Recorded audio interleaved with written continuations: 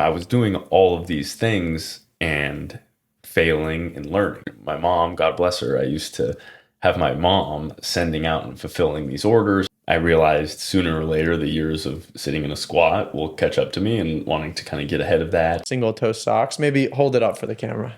Yeah, these ones are a little dirty right now, but Welcome to The Stroll Season 1. I'm your host, Sam Thompson. In this season, I'll work to engage in conversations that dive deep into the intricacies of each guest's unique career, while also bringing to light the reality of how each guest maintains their health and the professional culture they work in. The guest for today's episode is Jake Gehri. Jake graduated from Yale in 2022, where he was a 3-year starter on the men's baseball team. After earning a starting spot during his freshman year, his sophomore year was prematurely canceled, and his junior year was completely canceled, both due to COVID. Between his freshman and sophomore year, Jake started the Hitting Robe. The Hitting Robe is a baseball training device that is used primarily by youth baseball players transitioning from T-ball to coach pitch. The Hitting Robe enables players to practice hitting moving pitches at the proper pitch angle and launch angle without a pitcher. During the COVID-19 pandemic, Jake interned at a microcap hedge fund and interned at Truist Securities during his junior year summer. After graduating Yale, Jake joined the financial sponsors group at Rothschild in New York City before moving to Boston and joining the M&A generalist group, primarily focusing on family and founder-owned businesses. At the end of the year, Jake will be joining Great Hill Partners in their software group. Lastly, for context relevant to our discussion, Jake is marrying my sister, Bibi. If you're enjoying the podcast thus far, please take a moment to subscribe to stay updated and support the podcast. Let's get to it. Jake, you played Division I baseball for the Yale Bulldogs, and you have a pretty unique accolade to your name with them. Do you want to inform the audience what that is? Yeah. So I actually don't know if it's still standing. I haven't really kept up with Ivy League baseball too closely. But there for at least one season, I led the Ivy League in most single game home runs, most single game RBIs, and most single season being the Ivy League season home runs. And within that, I assume it's the same season, you had a pretty spectacular single game performance. Does that record still stand? Yeah, so that's the single game home run, single game RBI. I believe so. Yeah, and it was I believe so. 4 homers, 13 RBIs. Do I have that right? 4 home runs, 13 or 11. Okay. I should know that. Either way, pretty spectacular. And I'm curious, in your journey to playing Division I baseball, and then while you were playing Division I baseball, what was your preparation like for games, and how did that change throughout the years? Were you lifting weights pretty seriously starting in high school, or when did you start on that journey? I really started lifting weights seriously in high school. I will say the weightlifting was not for baseball, really. Yeah. I think there was a really good byproduct of me wanting to lift weights to get in shape and more of a physique focus, just given my friends and kind of our interest in more of the bodybuilding side of things. Not by any means that I was ever a bodybuilder. Yeah. But I think if you're able to back squat a lot and have good upper body strength as well, it'll go far in any sort of athletic endeavor. Funny enough, I will say I probably showed up on campus as a freshman the strongest I was as a Yale Bulldog. And the reason that being, I think that the style of lifting changed a lot. It went from, me trying to work towards bench pressing 315 my senior year of high school to then, a lot of unilateral exercises, a lot more lower body than I was previously doing. And so I think it sure maybe made me a better athlete. It took a little bit getting used to because I like to kind of go in and just grind myself down, and doing that in the morning and then trying to go out and perform on the baseball field was difficult, especially coming in as a freshman. So you were doing your own lifts separate from the team in the morning? No. Our team lifts were in the morning. I was saying if I had carried that style of lifting over, I think it would have just been a lot. But I think really because I was a catcher, so my major pre-game preparation was stretching. If I took one thing seriously, it was my stretching, warming up my hips. It's a lot of pressure to put on your lower body, being in a squat for 9 innings, which can be 2.5, 3 hours sometimes. And if I wasn't loose, if I wasn't, very warmed up and flexible, that, obviously greater chance of injury, but I think my performance behind the plate struggled as well. And I think, on the preparation side as well, sometimes, and the funny thing about baseball, sometimes, and I guess just like anything in life, the harder you try. So the more batting practice I would take before a game, the more tee work I would do before a game, didn't always correlate to better performance hitting in the game. So sometimes you just kind of not take batting practice, not do anything, go out and you'd have a spectacular game. And I think that just plays so much into the mental side as well. So correct me if my framing is wrong here, but it seems like in high school you were doing more deliberate bodybuilding workouts, maybe purely looking to max out your squat, bench press, and so forth. And then in college, you maybe moved to a little bit more functional exercises and really complementing you in terms of an athletic sense rather than a pure strength sense. Yeah. How has that informed how you approach exercising now? You're working in investment banking, maybe don't have as much dedicated time to exercising during busy weeks. So how do you manage your exercise schedule now? Yeah, that's a great question. I think right when I graduated, I was really excited to go back to that, grinding myself down, bodybuilding type lifting, and even wanting to mix a little bit of that then with a little bit of powerlifting to maintain the strength. But recently, I was having a little bit of knee issues, and it wasn't nothing serious, but I think I realized sooner or later the years of sitting in a squat will catch up to me, and wanting to kind of get ahead of that, and also realizing that the human body is probably not meant to max bench multiple times a week, and there's probably better ways to, on the longevity side, probably better ways to go about taking care of your health. And so that's really been for the last, I'd say, month and a half or so, maybe 2 months. I started working with a physical therapist and went in and said, hey, my goals are to be able to do the things I love when I'm 90 years old. So be able to hike, be able to go bow hunting, be able to, I told him basically, I want to be able to be in the backcountry and pack out an animal when I'm 90. And so whether that's realistic or not, I think it's a great goal to set. And I think the necessary skill set in order to do that is extremely stable and strong lower body. And so a lot of what I'm doing now is unilateral work. So a lot of split squats, a lot of like single leg step ups, a lot of single leg dumbbell RDLs. A lot of when I've actually really liked this, is the first time I've ever done it, staggered stance work. So it's still enough of a bilateral exercise where you can load the weight on, but you're still getting kind of that rotational aspect of needing to work one leg a little bit more than the other, and which kind of then incorporates the unilateral side of things. So more of a functional, I would say, type approach to weightlifting. Do you find that your spine isn't as stiff when you're doing those exercises? I was recently in the gym and was speaking to a gym friend of mine, and he was telling me that most of the exercises he does are all functional, and he tries to do it such that his spine isn't locked into place. For example, when a lot of people squat, they lock their spine. If you're in a bench press, your spine is kind of very stable in that locked position. And he's doing a lot of, standing up off the floor, using no hands with the weight above his head. And I think the logic behind, or at least the logic that he was explaining to me, was that in life, you're never doing a lot of movements where your spine is locked and rigid. If you're bending down to pick something up, usually you're not using perfect squatting form, so on and so forth.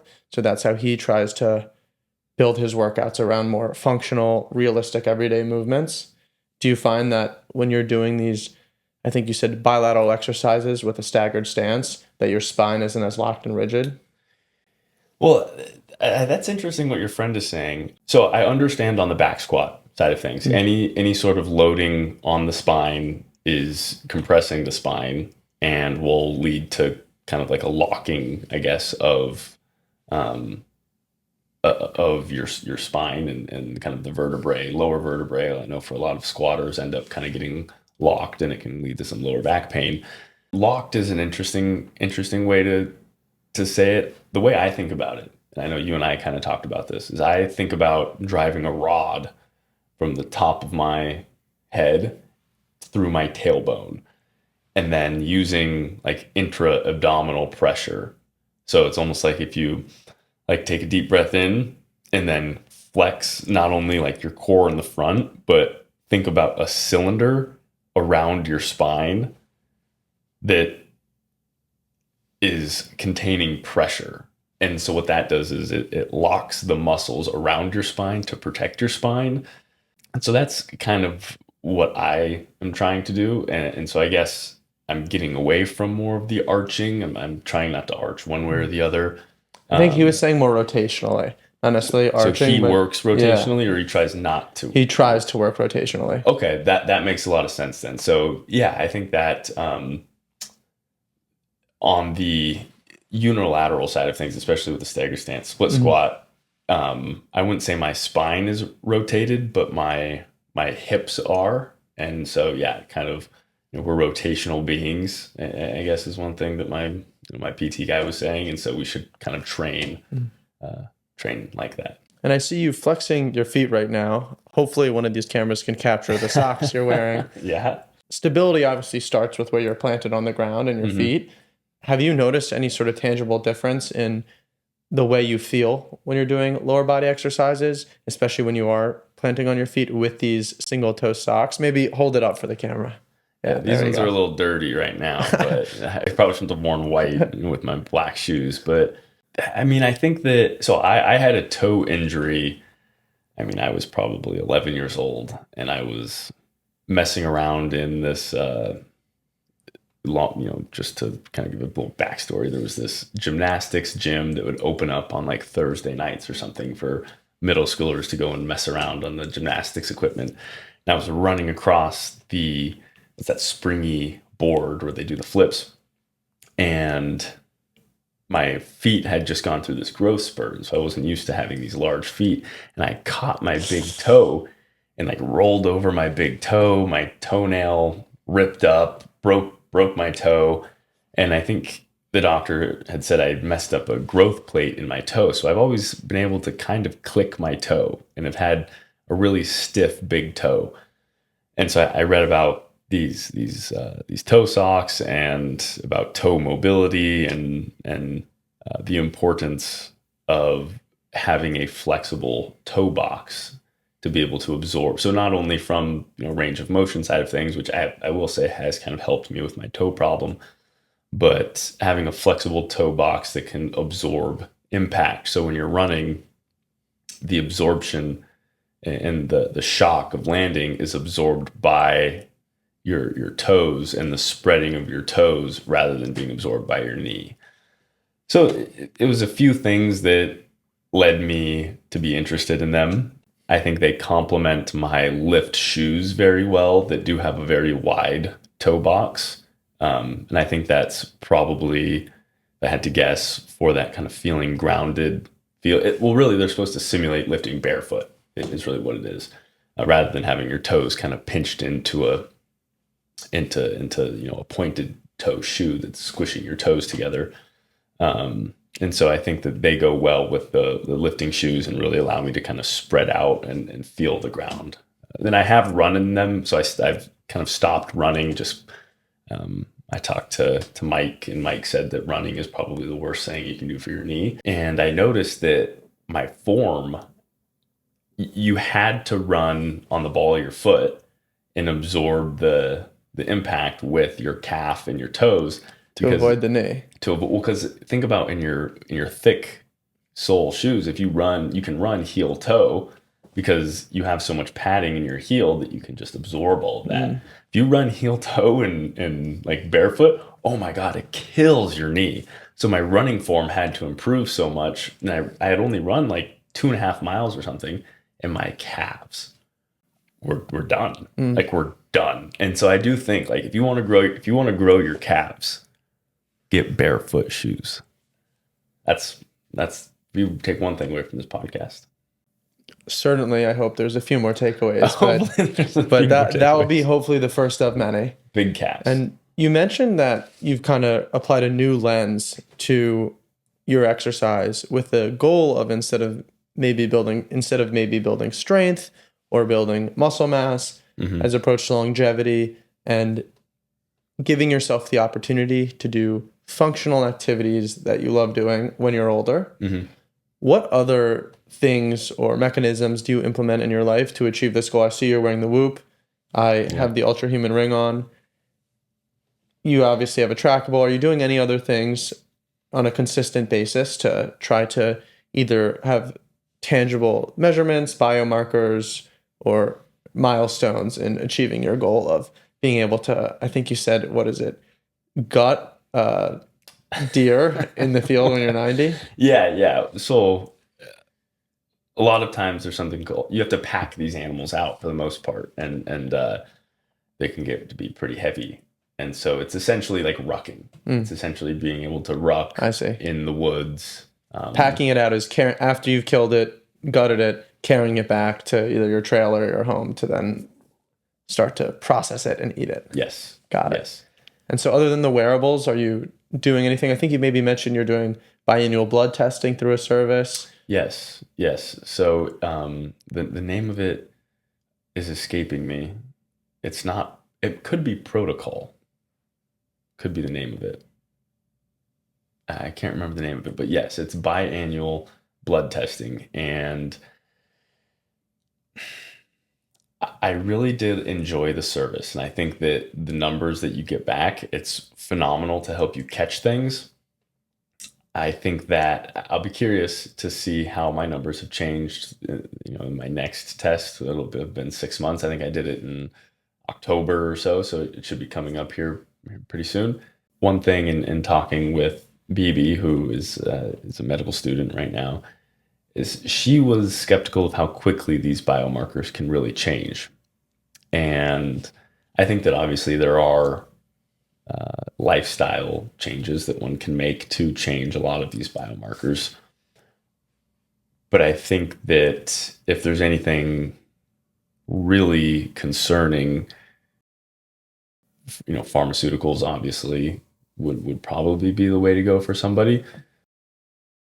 So it will be interesting to see. I think it's important to do to kind of stay on top of, and it wasn't insanely expensive, and I was pretty curious. And I think I'll see what this next 6 months looks like and see directionally if I'm heading the right direction, and if because I've made some dietary changes, tracking my sleep a little bit more, trying to drink more water. You mentioned tracking your sleep. I found with the wearables, one, I know we've gone back and forth on this a little bit, but I personally don't want to wear anything on my wrist. Yeah. And I have also found, at least with the 2 rings I tried, the Aura and the Ultra Human, that the only tangible data that I felt like I would actually act on a daily basis was the sleep data. I didn't think the heart rate tracking was accurate in any realm. And everything else, I just felt I'm not necessarily inclined to invest the time every day to look at the data and try to implement changes. I think Ultra Human does a decent job at giving you weekly changes in terms of sleep, your sleep metrics, and some other metrics as well. But I said, hey, what I'm here for is this device, this wearable, to tell me how I'm sleeping, and that's what I'm going to act, or that's the data I'm going to use to action.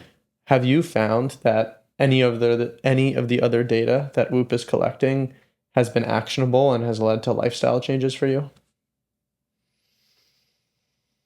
The two that instantly come to mind are not drinking coffee or consuming caffeine after noon. I really try and not do that because it does impact my sleep. The second one is alcohol. So Whoop, what I really like, Whoop has this survey that you take in the morning. I don't know if the Ultra Human is the same thing, but you can customize the survey to ask you. I mean, there are probably 500 questions, and it's essentially, did you do this yesterday? Yes or no. Did you drink alcohol yesterday? Yes or no. Did you drink coffee? When was your last cup of coffee? Yeah, yes or no. And it's really neat because over time, what Whoop will do is as you fill out these surveys and they calculate your recovery score, which is based on HRV, which, to be honest, I just don't exactly know the science of HRV. BB's is way better than mine, and it kills me. But I think it has to do somewhat with if you're an extremely good cardio athlete, then your HRV is going to be very high, and less so if you're not. But essentially, what Whoop can do over time is they can map your habits to your recovery score. So if 10 times the 10 times you drank coffee afternoon, you had a terrible recovery, and holding all of the other variables constant, and your recovery was worse, was let's say like 7%, 7 points worse than usual. Whoop can tell you, hey, when you drink coffee afternoon, your recovery is on average going to be 7% lower. And recovery, I'm not exactly sure how the two map to one another because your HRV is calculated right before you wake up. But essentially your sleep quality factors into your HRV. And so if I get worse sleep, then my HRV is lower. So you can kind of then back into the fact that, okay, if I'm drinking coffee afternoon, my sleep quality is worse. Do they give you your caffeine window in Whoop? The Ultra Human does it. They also, I think, it has a caffeine window. It also has a window if you're trying to sleep your sleep schedule up. It's get outside, either go for a walk or do some exercise.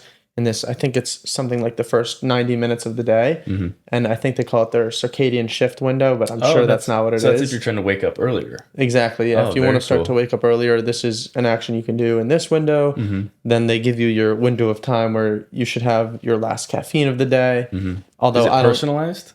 It is personalized to when you're waking up and when you're going to bed. And they also, I think, take a week or two when you first get the ring to start syncing with your data. So they don't give you these insights until they have about a week, maybe two of data. Yeah. Although I don't drink caffeine consistently. I only do it if I'm really in a bad spot with work. Yeah. And I also barely drink any alcohol. Yeah. So for me, it really is just figuring out, hey, do I need to sleep more tomorrow? So the sleep bank, you really pay attention to the sleep debt, I guess. I pay attention to the sleep debt and then the sleep score as well. Okay. And then I also try to note if I got in bed and immediately tried to go to bed, how long did it take me to fall asleep? Oh, that's because sometimes if I get into bed and I start reading, or I'm just, mostly it's reading. Do you go on your phone when you're in bed? Very, very rarely. I usually try to put my phone on the other side of the room and then get in bed. Yeah. But occasionally I'll maybe watch a little bit of TV, and then the reading isn't that accurate because, okay, you got into bed and went to bed 45 minutes later. The blue light kills your sleep. Well, I have blue light on my glasses, and I permanently have my devices on night shift. So what about your TV? Oh, you watch it on your computer? I actually turned this TV on for the first time in the 4 months I've been living here last night. And that was to see if it worked, right? Well, no, that was because my girlfriend was over and we wanted to watch some TV. Oh, that's fair. Do you find... So I think like most people used to spend a lot of time on my phone in bed. I've noticed that has essentially been cut to zero because, now BB and I live together, so we share a bed. For context, BB is Jake's fiance and my sister. Yeah. No time on my phone in bed. And I do think that has very much improved my sleep qualities. I'm not spending time scrolling. I also don't have Instagram or Facebook or TikTok or Twitter. Yeah, I'd say my overall scrolling time has probably been reduced to an average of 30, 45 minutes a week. I don't have Instagram downloaded on my phone, but every once in a while I do go on it and maybe scroll for 15 minutes, never in bed. Although the one thing that has been getting me recently is LinkedIn Reels. I don't know what it is. What? LinkedIn, maybe it's called Shorts, but LinkedIn came out with a product. Do you have to have the app? Yes, you have Oh, to have the okay. app. So It's I don't only have the mobile. app. Interesting. But I will go on LinkedIn maybe every other day So for one cringy. reason or another, and it gets me. I'm just on there, and then I scroll for That's 10, funny. 15 minutes, and the content is maybe slightly more educational Yeah. than some of the other Yeah. platforms. I do think or X, I think it can be so valuable. I think it can be so valuable if you could truly tailor it to see exactly what you wanted. If for example, if the longevity or the healthcare related, the medical related, um, Peter Attia, Andrew Huberman, the guys that we like to listen to. If you could filter it to find that and more, um, it's a phenomenal resource. But the problem I ran into is I just started seeing other stuff that wasn't interesting. Yeah, and it's never going to stop giving you content. It's never going to say, "Oh, you've seen everything relevant to what you want to That's the see." thing. Yeah, And it that's the thing. also will show you things to intentionally get your attention. And it's so easy to go on and thinking, hey, you're not going to fall into the trap, but you start scrolling, your kind of mind goes numb a little bit, and then you will fall into that trap. But I found that the easiest way to avoid that is just not do it in a very comfortable position. So most of the time I go on Instagram, I'm actually at my computer at my desk. So it's a little bit hard. I'm not laying down. I'm not sitting in a very comfortable chair. Yeah. And I also have to tap through. I'm not scrolling, although tapping is just as easy. Yeah. But I've also just found that my overall well-being and mental health has drastically improved once I started to really cut out social media. And I think there is a healthier aspect of social media when you do it very infrequently. Whereas if I'm going on Instagram once, maybe twice a week, I will see updates of my friends. I do see them doing fun things. And, if I'm in a good mental state going into that, it makes me very happy. In times where at work, I would come home from a brutal work day or finish a brutal work week. And then, let me see what's going on Instagram. I just did nothing for the week but work. Then it would have a pretty negative effect on me. And then that's when I really realized I kind of have to cut it out entirely. Yeah. But comparison is the thief of joy. It is. But I also have found when you're in a mentality of not necessarily comparing yourself to the highlight reel that you inevitably see on Instagram and take it more as what are my friends up to? And let me just be happy for them. It's really helped. And another thing that I did is I went through the people who I follow and unfollow and really tried to slim out that list so that when I do go on, I have a lot less content in there to actually see. And I don't think it was, definitely am not following or being followed anymore by some people who, if I saw on the street, I'd love to run into them and see them and catch up with them. But I just thought, hey, I'm going on this so infrequently. I want to keep this to like the very, very closest friends and family. And that's why I want to see when I give my 30 minutes a week on Instagram. Yeah. Because there's such an overwhelming flood of content if you have 12 or 1,500 of people that you're following. Just where do you want to spend your time? And I personally don't want to spend a lot of my time on Instagram or haven't been on Snapchat in like a year. Oh my God, I forgot about that one. Yeah. But I recently actually recorded a podcast with my friend who worked for Snap. And his argument was that Snap was at least a little bit more of an intimate connection with the people that you're interacting with. Yeah. So he thought it was the lesser of maybe some of the evils that appear in the social media domain. And I'd like to switch gears a little bit here to talk a little bit more about you in a professional sense. So you've been at Rothschild for about 3 years now, but something that I think is actually very interesting about you is, I believe it's in college when you started it, is the Hitting Rope. Why don't you explain to the audience what the Hitting Rope is, and then I'll follow that up with a question. Yeah. So do you want me to get into how it was developed or purely what is the product? Let's say talk for 90 seconds to 2 minutes and whatever you think would be most interesting to the audience. Okay. So the Hitting Rope is a baseball device for baseball and softball. We recently released a softball product, and it's essentially a contraption that can hang from an overhead structure, and it really helps young players and even into youth players transition from hitting a still object, so off of a tee, to hitting a moving object. And then for youth players, it can really help them warm up before a game by hitting a moving object. There's a study done by Driveline Baseball out of Kent, Washington, that showed that one's neural wavelengths were calmer seeing live pitching after hitting a moving object as compared to hitting off of a tee. And so this was a tool I utilized when resources were limited when I was playing baseball in Canada over the summer between my freshman and sophomore year to essentially warm up before games. And so I developed this product to help other people be able to do something similar. And you started building out the company when? I would have been in between freshman and sophomore year, so 2019. Wow. And so now we're about 6 years later, give or take. Yeah. And how has your role as the founder of the Hitting Robe changed over that 6-year trajectory? One thing that I find very interesting is that when people start a company, their role as the founder changes drastically over the timeline of the company and the things they actually focus on and need to do to continue to grow and maintain the business. So in that first year or two, what were you focusing on? In that maybe middle 2 years, what were you really doing? And then now today, what is your involvement with the Hitting Robe like? Yeah, it's a good question. I think I really wear all the same hats that I wore then. But I've just become so much more efficient. So just to kind of start from day one, I knew that if I was going to do it, I had to have them manufactured overseas. The labor materials would have been too expensive to do it here in the US. So I was negotiating with manufacturers in China via Alibaba, which is a Chinese company, Chinese Amazon, let's just say. But you can do a lot more wholesale business there and custom manufacturing.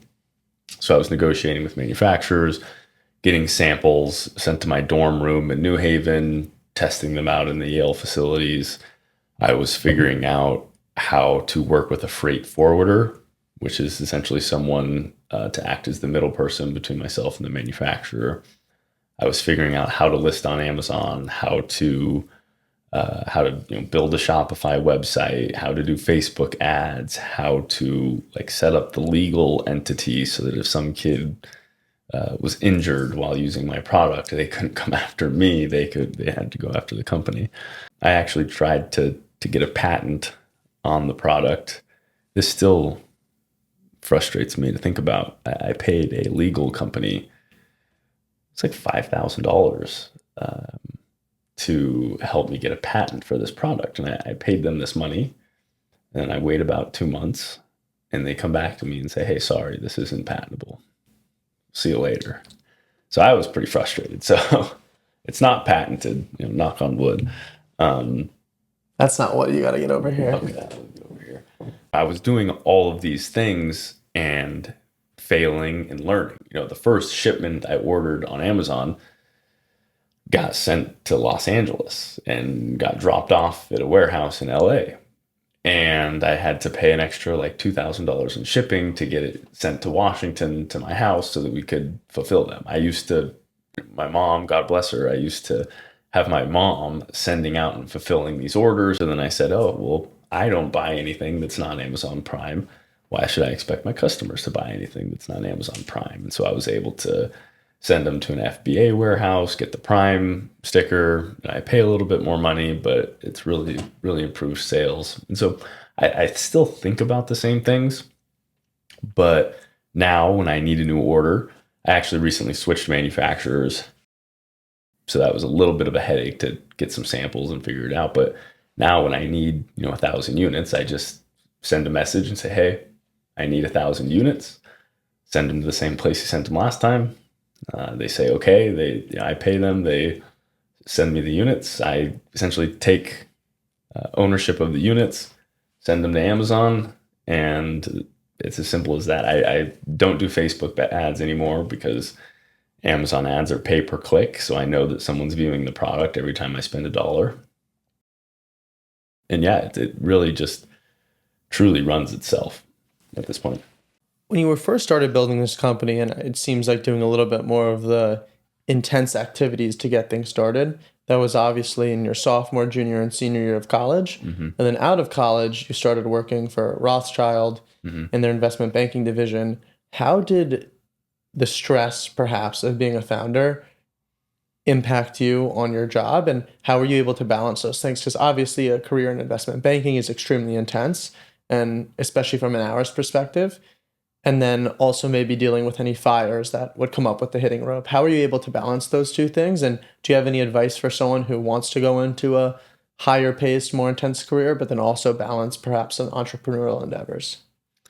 There was a benefit in the fact that most of the time the people I was dealing with were overseas, in China. So I would get back at, say, 10 or 11, and they're just waking up. It's 10 or 11, a.m. for them. So and I dealt with that in college as well, and I kind of got in a similar cadence with them. So I was pretty used to that. But otherwise, the only really major fire, because at this point, by the time I was starting at Rothschild, the hitting rope was kind of on autopilot. It was legitimately an hour a week, maybe, probably an hour every 2 weeks. But I did in October 2022, I want to say. Yeah, October 2022. Somehow the product got delisted on Amazon. So huge bump in the road. It just, yeah, wasn't good. Missed out on about a month of sales because the product wasn't listed anymore. So I was just back and forth with Amazon and finally got it figured out. Why was it delisted, out of my curiosity? So I didn't know this at the time, but there's an official barcode website, and then there's a bunch of fake barcode websites. And so I had bought a fake barcode, unbeknownst to me. And Amazon, I guess, runs random screens where they'll screen and check your barcode against what's registered nationally. And I got popped. Ooh. So it was a pretty easy fix once we figured it out. But the original person who I spoke to at Amazon essentially told me to just create a new listing. And so that's what I did, attached the new barcode to the listing, yada, yada, yada. But I lost all the reviews. And on Amazon, the reviews are gold. That's really what sells the product. So then it was a pain to get the two merged back together. But once we figured that out, wasn't too bad. It just took a while.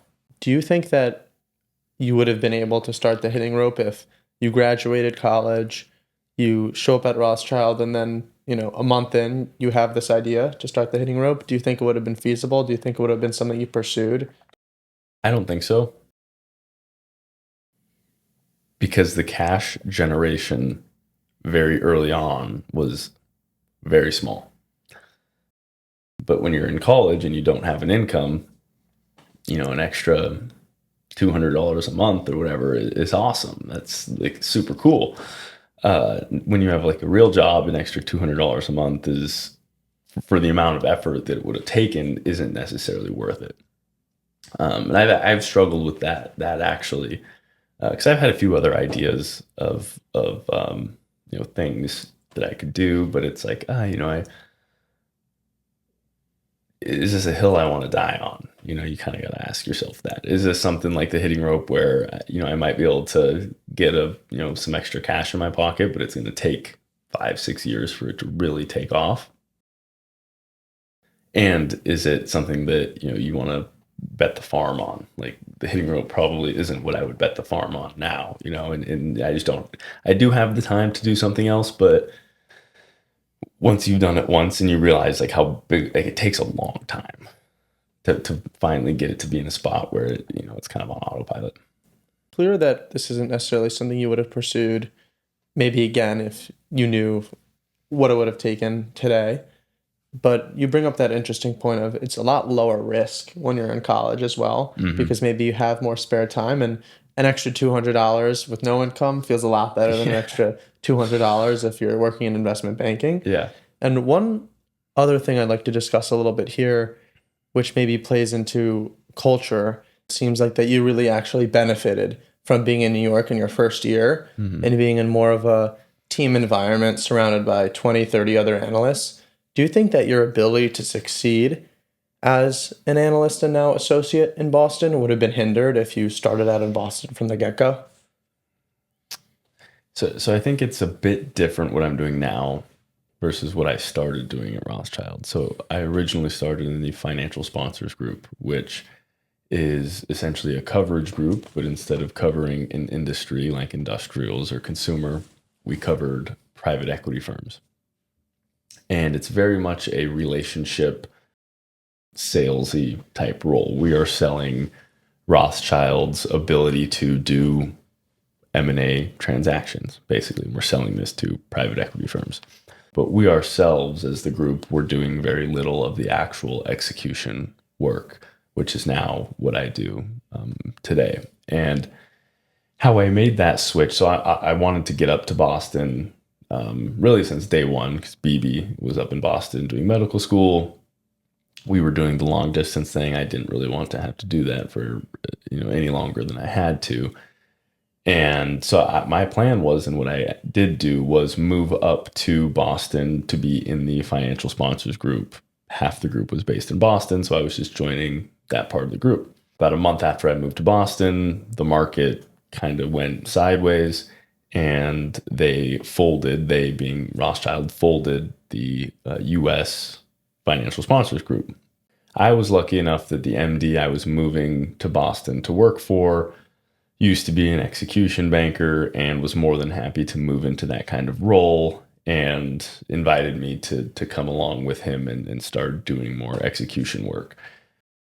And so I really had to learn. I knew the ropes from financial sponsors of, I'd say, just general, banking, but I really had to learn M&A, the execution side of things. So like the technical modeling, a sell side process from start to finish.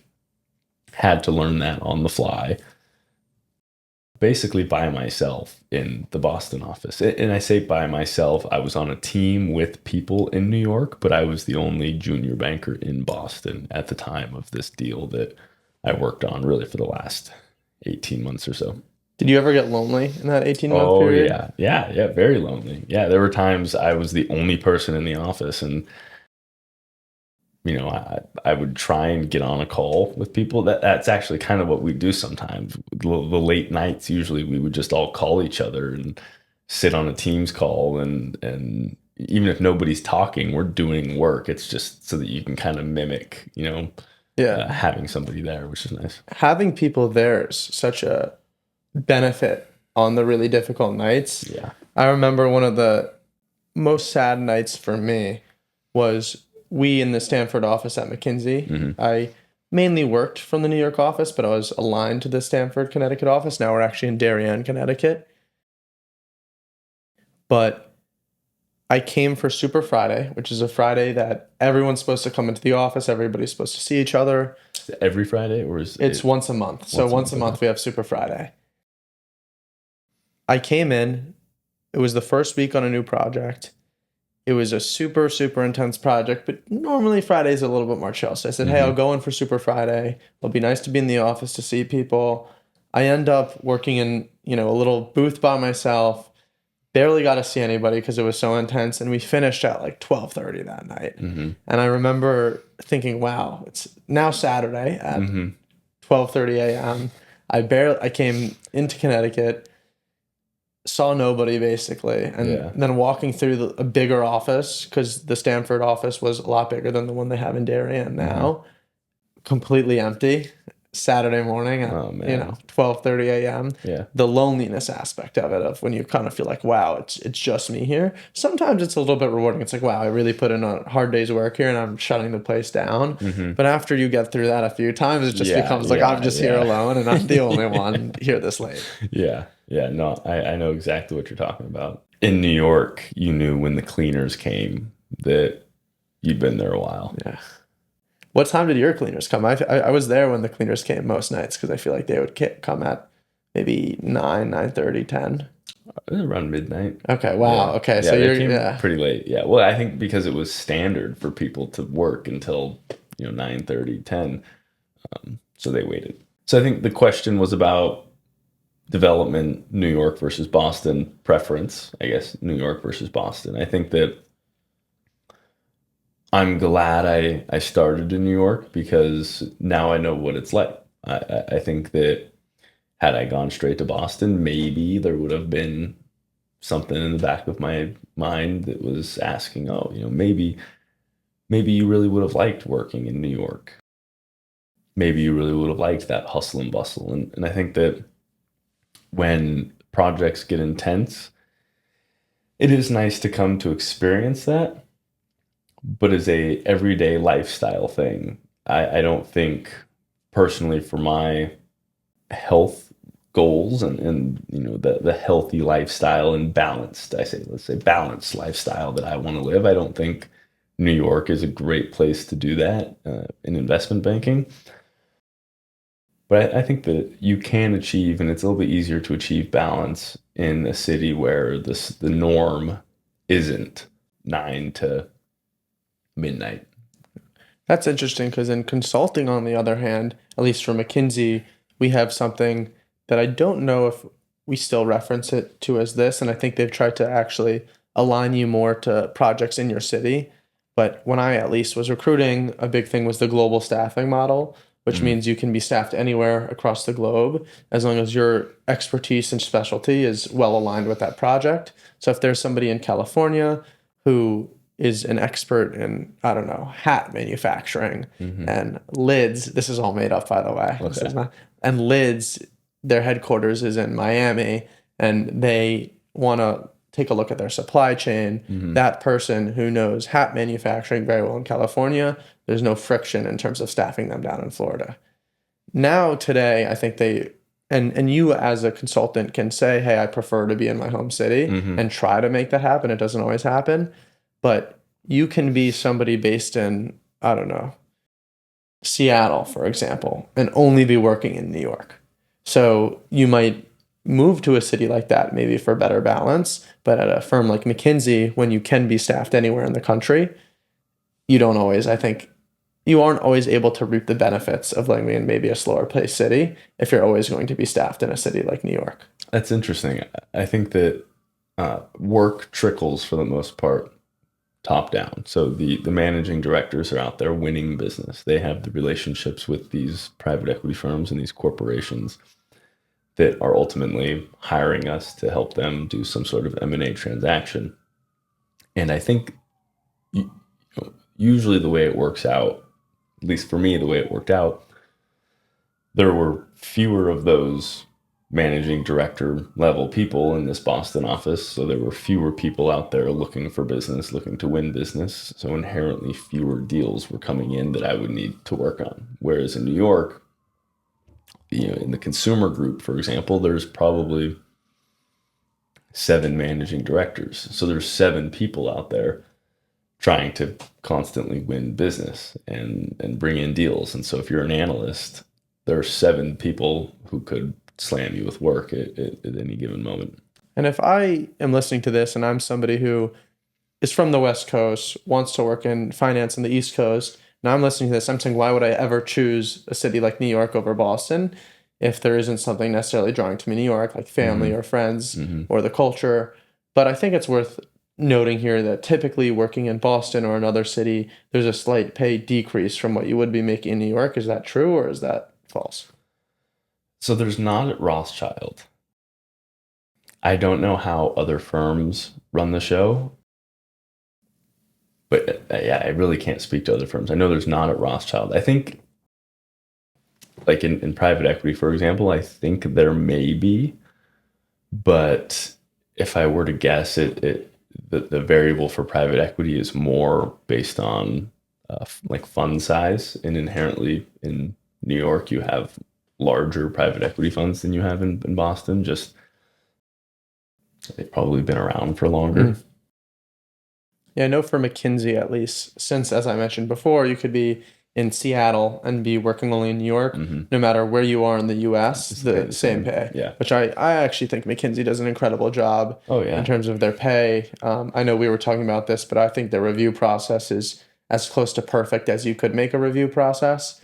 When I got my review, which I was happy with the result, Everything that Congrats. was said to me, thank you. Everything that was said to me was so well thought out, well articulated, and made complete sense. There wasn't anything in there that was a curveball that I would have said I was surprised by. Mm-hmm. And the way it was delivered, the way the process worked, I thought was honestly incredible. And hearing from some other people the difficulty they have in receiving feedback, getting actionable advice if they do want to move up, that is refreshing, I think, in a firm to be getting very clear feedback Mm-hmm. and very clear instruction on if you do want to move up, how you can go about doing that. Yeah. But I'd like to take a moment. Right now, we maybe zoomed out one level between New York and Boston. You, as someone who grew up outside of Seattle near Mount Rainier, I like to almost zoom out to level 5 and discuss long term for you. Obviously, you're in a relationship. It's not solely up to you, but how do you see how do you Unfortunately.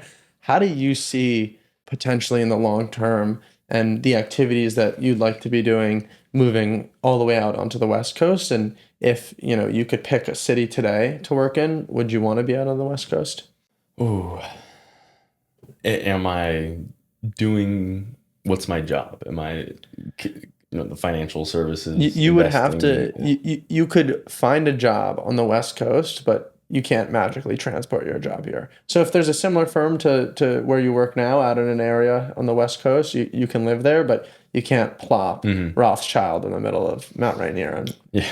Man, I think that I would like to get back out there. I think with my values and my hobbies, honestly, it's hard to go climb mountains in Boston. It's hard to go backpacking in Boston. It's hard to go hunting in Boston. And I say in Boston, but even, yeah, sure, there's the White Mountains in New Hampshire, beautiful, but they're not mountains. Mm. It's different. It's different. So I really would like to get back out west, whether that's Seattle, Oregon, which I used to joke that Oregon was just Seattle's little brother, but I have seen some photos of Oregon, especially the coast, that just beautiful. So Oregon may be on the radar. Sun Valley, honestly, I know your mom recently moved down to Sun Valley. I love that area. I think it's a beautiful area, beautiful part of the country. Elk are probably my favorite animal, just to watch. And there's a ton of elk out there. So it's super easy to, in a place like Sun Valley, and this is a super long-winded answer, to probably land on a place like Sun Valley. And there are like family offices and stuff in Sun Valley, and I think that would be very appealing to me to go work, go from a place like Rothschild or Great Hill that's institutional capital, so it's pension funds and university endowments that are giving you their money to invest on their behalf, to then going and working at a family office where there's no defined investment horizon. They can buy assets and hold on to them for as long as they want and just purely generate cash flow. And I think that areas like Sun Valley, areas like Jackson, that are appealing to people to go live who do like the outdoors and like skiing and backpacking and biking and all these certain things. It's appealing for people to go open their family offices there. So I think that there are opportunities there. So I think a place like that where you can basically walk out your back door and be in nature. that's really interesting. And actually, you know what? I want to kick back here. Oh, get the legs up. You're getting tired? Not necessarily tired, but I want to be comfortable. You're comfortable. So we've also obviously heard a lot of the things you love about the West Coast. What's something that if you were to move to the West Coast, you'd miss about the East Coast? Barring family, friends. The history. I'm reading the biography of Benjamin Franklin right now, and it was fascinating to hear about him living on, I want to say it was Washington and State, streets, Washington Street and State Street, and then be able to go and look on a map and be like, oh, well, he was there and I live here, and I could walk to where he grew up, and and there's the Paul Revere, the trail that goes through Boston, through um, Little Italy or in the North End, through the neighborhood that BB and I live in, and you just don't get that kind of history on the West Coast. Do you like to go to museums? Have you been to many in Boston or any in New York when you lived here? Yeah, well, actually, I just went to the Natural History Museum today with my parents and my little sister. That's fascinating. Coincidentally, I was discussing with Liz and my girlfriend that we should go to a museum with you and BB this weekend, and we wanted to go to the Natural History Museum. Well, So we missed it. I'm a pro. Yeah. A complete fumble. Wow.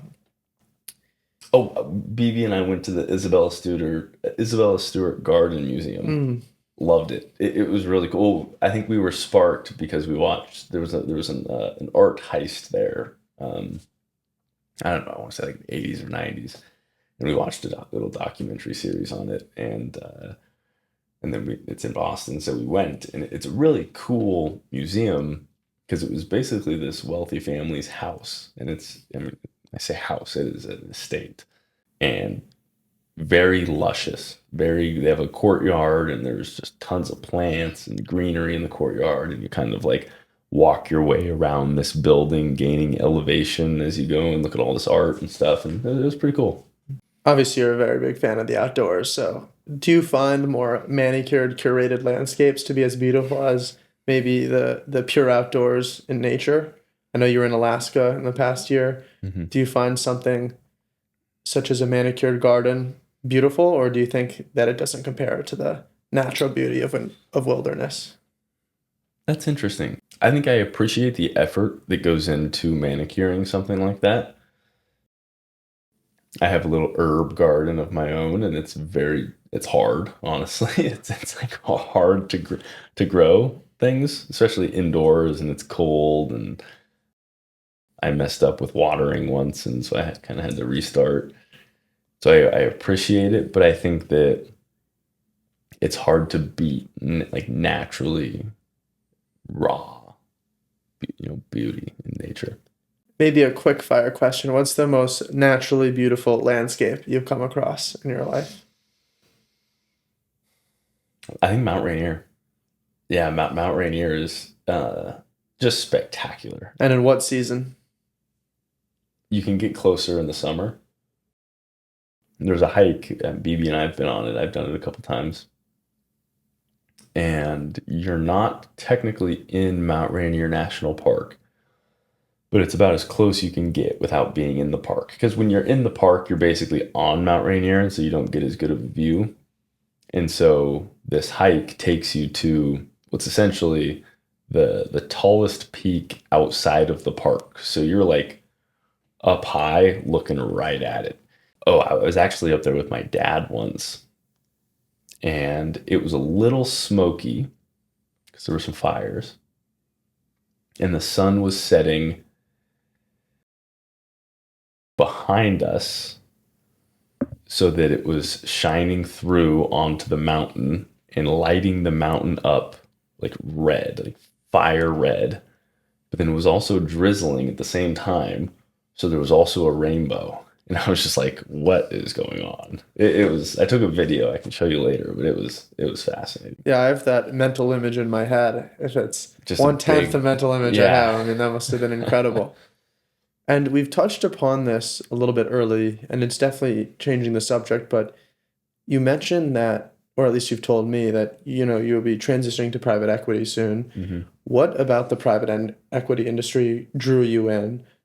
Obviously, maybe beyond the classic allure you'll hear about the high-octane career, there's the potential for very big payouts, and maybe it's one of those sexy industries to say you work in. But what about maybe the work itself or the things you'll have the opportunity to do really drew you into private equity?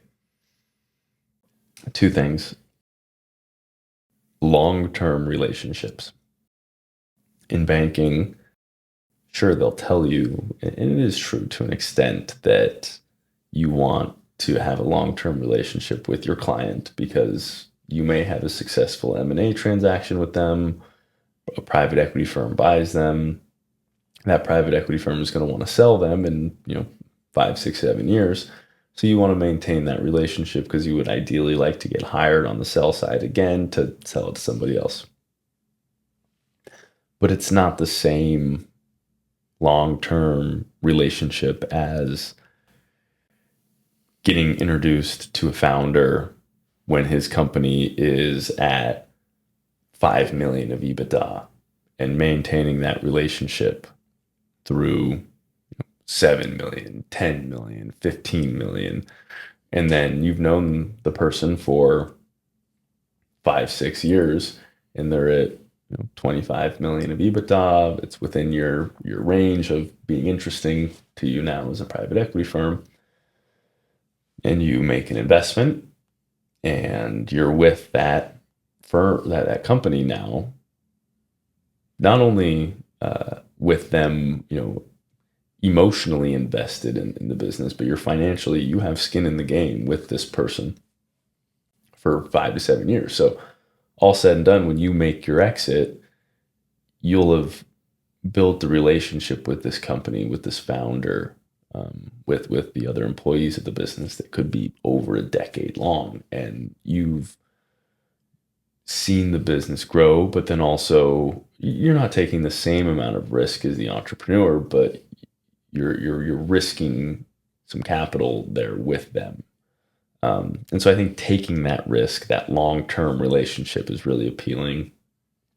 And then number two, I think that private equity investors need to be as informed as just about anybody else on whatever industry they cover at all times. So I'll be in the digital commerce group. Very, very wide subject area. It's essentially anything that's bought or sold online falls within digital commerce. And my job, I'm assuming there will be a vertical that I'll be picked, that I'll be assigned, or pick, kind of unsure of how that exactly will go. But my job will be to essentially look at all the companies that are in this vertical and be thinking about where the field is going, staying up on startups in the space that may grow, either be acquired by companies that we're following or may grow to be a company that we're interested in. Something that's interesting personally to me is thinking about how AI is going to disrupt kind of every industry, especially something that is digital. So that aspect of needing to continuously learn about the industry. I think that there are bankers that do it. It is important in banking, but it's not necessary. And I think in private equity, it is truly necessary to be successful. We discussed earlier about how social media is a highlight reel. Mm-hmm. And maybe for someone who's maybe in more of a trough in their finance career or trying to recruit into finance, they might be listening to this. And in a way, what we've done here is kind of discuss perhaps your highlight reel. What is something through your journey in finance that was maybe more of a trough that you can speak to maybe shed a little bit more light on the whole picture? Yeah.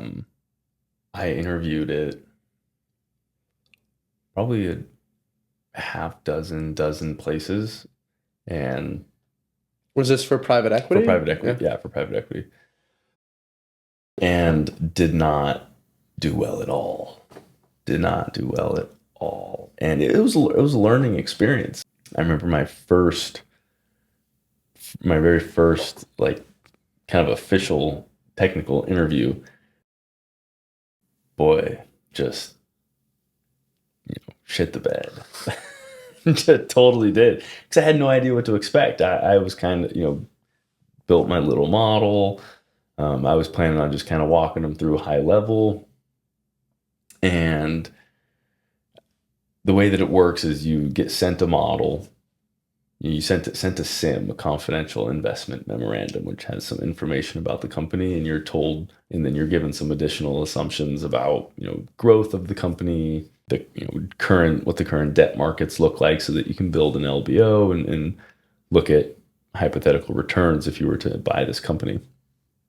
And so I had like 60 or 90 minutes to do this. And so I did it.